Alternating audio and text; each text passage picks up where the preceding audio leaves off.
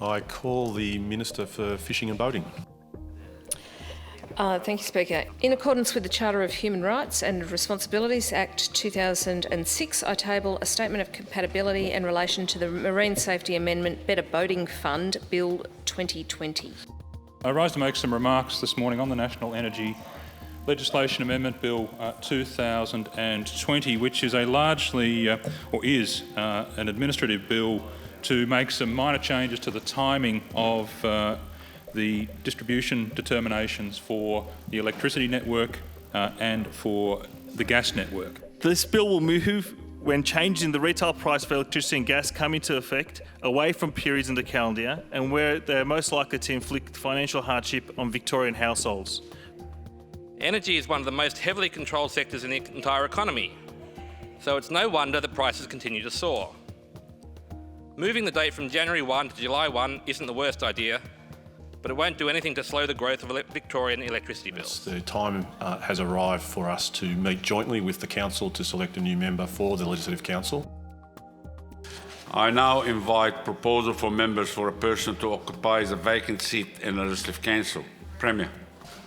Thank you, Chair. I propose that Ms Sheena Watt be chosen to occupy the vacant seat in the Legislative Council. The question is that Ms Sheena Watt be chosen to occupy the vacant seat in the Legislative Council. All of that opinion say aye. Aye. In the contrary, no. The aye had it. I declare that Ms Sheena Watt has been chosen to occupy the vacant seat in the Legislative Council. I will advise the Governor accordingly. And now I declare the joint sitting closed, and I ask Council members to leave the chamber for the Assembly.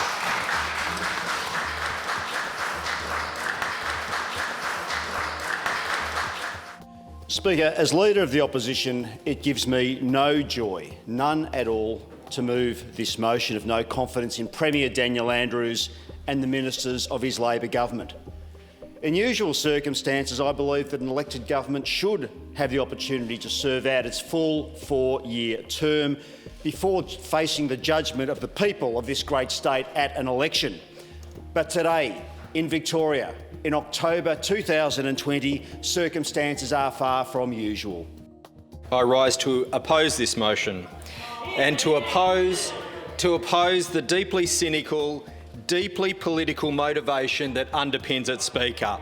Politics in the middle of a pandemic. I will now put the question on the no confidence motion moved by the Leader of the Opposition. The question is that the motion be agreed to. All of that opinion say aye. Aye. To the contrary, no. No. I think the ayes have it.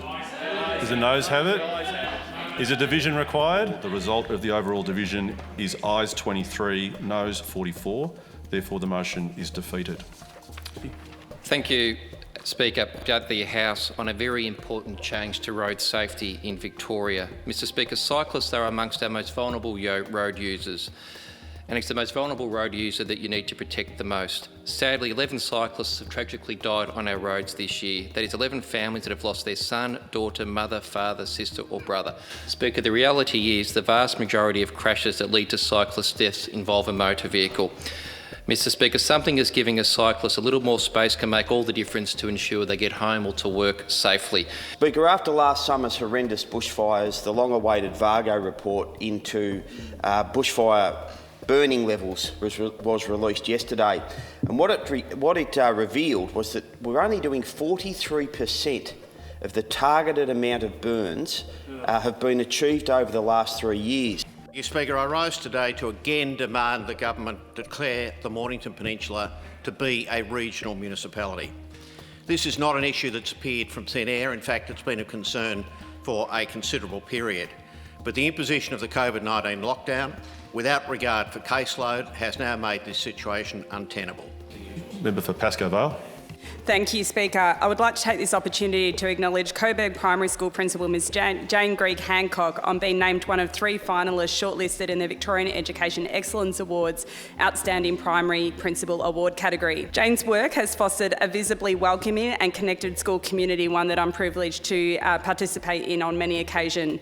Women of Wyndham, WOW is one such community organisation which has been working for the well-being and empowerment of women in my constituency by supporting and empowering women at multiple levels.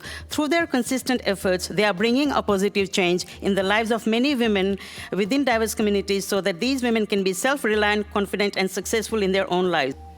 Yesterday I spoke in this place about the great community response in Kilmore to coronavirus cases in the town, with people diligently coming forward to get testing, self-isolating and working together to contain the spread.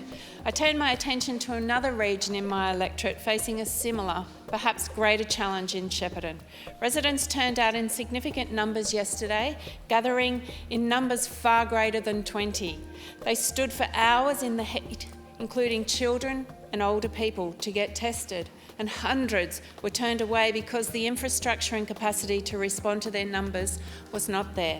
Our local health services are and will continue their magnificent efforts in responding as best they can.